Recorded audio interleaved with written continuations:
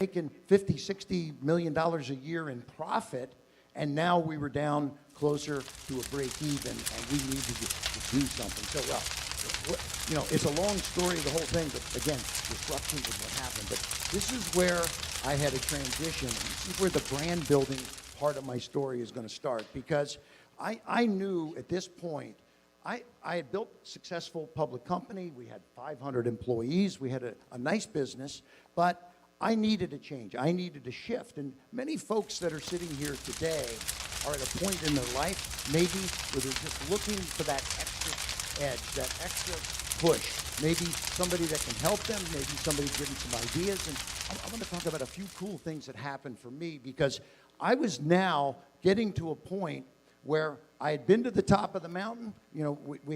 I had millions of shares of stock in a public company that was trading at 20 plus bucks a share and having a great time, but I saw what was going to be coming down the pike with this television decline and this big disruption in the television industry. So I said, I got to go sit, I got to talk to some mentors, some people that I know and I trust. In fact, one of them happened to be Tony Robbins, because I had been running Tony's shows all over the international marketplace.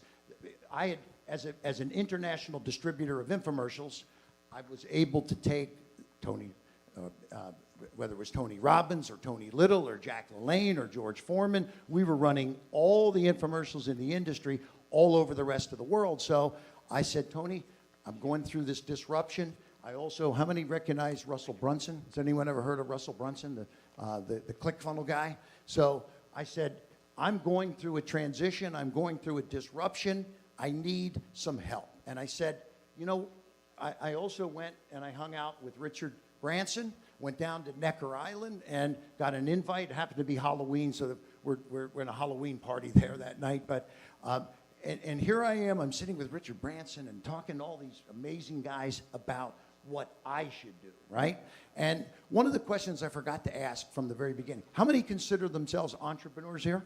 Let me see a show of hands, right? Okay, just about everybody, right? Good. Because here I am, I'm down at Necker Island, and I'm saying to Richard Branson, Richard, I've got a disruption happening in my business. I need some advice. It's he and I one-on-one. He says, Kevin, he says, I've been following you, I've been watching, I knew you were coming, and you did a great job of building that as seen on TV business, and you did a great job of building that brand. You did a great job of building Tony Little's brand. Boy, you built Billy Mays' brand, you built Jack LaLanne's brand, you did all these amazing things, but you really screwed up. And I said, what do you mean? He said, you never built your own brand. And I said, wow. I said, you're right. I said, but hey, I was making money. Why did I need to build my brand? And he said, because what's happening? You were making money, but the business got disrupted. Now nobody knows who you are. So I said, oh, well, now it's time. So this was the path. I left that meeting with Richard Branson, and I said, I need to build my brand. Everyone here is an entrepreneur. We all need to build our brands. And for me, I started with actually a business plan that started by, I wanted to start writing books, creating content. And we've got some very, very powerful people here in the room today, some powerful speakers that have built their brands by doing some of the things I'm going to be talking about here. But the important thing for me was to start, because everyone talks about it, and I left that meeting, and I had never written a book, and Richard Branson said, Kevin, do you see the kind of stuff that I do as an entrepreneur? I'm Richard Branson, but I'm shooting videos, I'm writing books, I'm creating content. You need to be doing these kinds of things. So raising your profiles, social media, et cetera, et cetera. So there's this brand building process is very important. And I said, if I don't do this the right way, it could be a problem. But bottom line is, I started putting out content. So my first book was right here, Act Now, How I Turn Ideas into $1 Million Products. So that book came out. I started doing radio talk shows, and I got on the local ones in my Tampa Bay area, then I got on some regional ones, and I got on national ones. I started again. There's a guy in Chicago named Mancow that's huge, and he gave me a big break.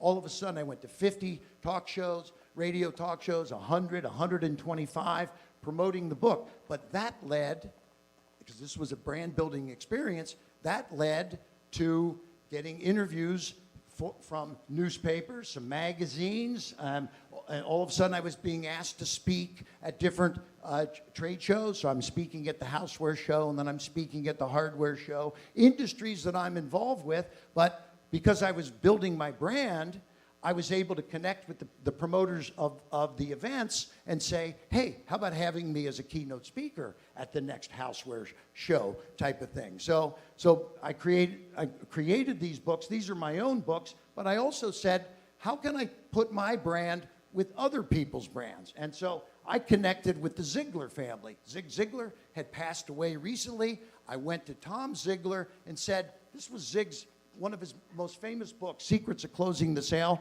hundreds of thousands of copies sold, but it was released years and years ago. Let's re-release it with me, with 18 chapters, stories that tie my brand into Zig's brand, and re-release this book. So I'm not only creating my own books, but I'm also, how do I get other books going with other powerful people? Now, this was one of the most powerful things about this process when I did this. When Zig passed away, and it's over 10 years ago, he had never done any social media before. And now that he was deceased, the family said, let's put a Facebook page together for Zig, for people to leave a tribute. How many people have left a tribute and are following the deceased Zig Ziglar? 5 million. All right, so here I was putting a deal together with the Ziglar family. We're going to take his book, put me in it, and sell it to his 5 million followers, plus the rest of the market. But what was it doing? It was building my brand. And now, who's paying attention? There was one guy that was paying attention, a pretty powerful guy. His name was Mark Burnett. And he calls me and says, Kevin, I see you everywhere. I don't know what you're doing. You're writing books. You're doing radio. You've got all this content you're putting out. You're involved with Zig Ziglar and all this great stuff. I got to meet you because I'm doing this new show. And I said, wow. I said, Mark, I said, I know who you are, but tell me about the show. He said, well, I can't tell you about it over the phone. You got to come out and meet me, sign some NDAs. But the show's called Shark Tank. I think you're gonna like it. So come on out. And I said, but I got off the phone and I told my wife, I said, Crystal, I said, I just talked to Mark Burnett. He wants me to come out. He's got this new show he's doing. And she said, what's it all about? I said, he won't tell me. He just said, it's called Shark Tank. And she said, well, you're so stupid. She said, what do you think he's going to do to you on Shark Tank? What does he do to those people on Survivor, okay? He's like, you're going to have, do you really want to do this? And I'm like, well, I don't know what it is. So anyway, make a long story short, obviously Shark Tank. When Mark Burnett told me what it is, hey, people are going to come out, they get 3 minutes to pitch, and you get 3 minutes to make up your mind, along with 4 other sharks. There's 5 of you at the front of the room, whether you're going to invest in that or not. And he expected me to say, oh my God, how am I going to do that, Mark? And you know what I said? I said, Mark, I said, that's what a shark is? Someone, he takes a pitch, gets 3 minutes to take the pitch, 3 minutes to make up his mind. I said, I've been a shark for 30 years then. He said, what do you mean? I said, this is what I do every day. I do it at the houseware show, the hardware show, the fitness show, the beauty show, the golf show. I take pitches. And he said, great, you're going to do an audition. Can you do it right now? We went in the other room. They had all the folks there, the cameras, the lights, and they had people pitching me. And it was an unbelievable time. They called me a couple days later and said, yes, you're in. So that was the breakthrough now for me, because what I was doing was creating content, low-budget content. Books, and started putting out videos and things like that, and content with Zig Ziglar like I showed. But I said, and now I'm going to get on Shark Tank, which is going to be a powerful TV show. But the reality is that there's a lot of things that were starting to happen also around all this time, because when you're building your brand, I mean, think about this. A lot of people, when the pandemic first hit, a bunch of people put their head in the sand and didn't know what was going to happen, right? Well, the other thing is, a lot of businesses were having challenges. And so the one thing that I need to tell you about when it comes to building your brand, it's important, if you're going to build your brand, to start with a solid foundation.